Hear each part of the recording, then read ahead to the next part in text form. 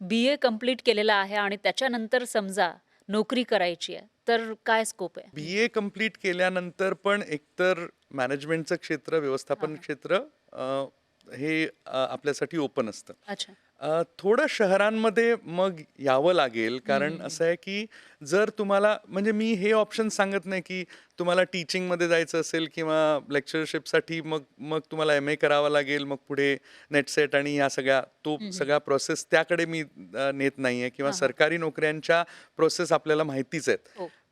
पण याशिवाय तुम्ही काय करू हं, हं. शकता? म्हणजे हं, हं. व्यवस्थापन क्षेत्रातले काही पी-जी डिप्लोमाज असतात, अच्छा. पोस्ट ग्रॅज्युएट डिप्लोमाज हं, असतात. हं, हं. हे 6 महिन्याचे ते भराचे पर्यंतचे असतात हं, हं. आणि ह्याच्यामध्ये काही इंडस्ट्रीज ज्या आहेत, हं, हं. त्याच्यामध्ये विशेषतः रिटेल इंडस्ट्री आता हां. रिटेल जे असतात, रिटेल म्हणजे शहरांमध्ये जी मोठी शॉप्स असतात, जी हं. सुपर मार्केट्स असतात, त्याच्यामध्ये विक्री करणारा स्टाफ आहे तो नाही म्हणत आहे हं, मी. हं. त्याच्या पाठी म्हणजे हां, त्याच्या म्हणजे बॅक बॅकग्राऊंडला ऑफिस. सगळी मॅनेजमेंट जी चालवली जाते, हं, हं. मॅनेजरियल कामं जी असतात, त्याच्यामध्ये ना ही मॅनेजमेंटचे लोक असतात. हं. रिटेल मॅनेजमेंट त्याला म्हटलं जातं.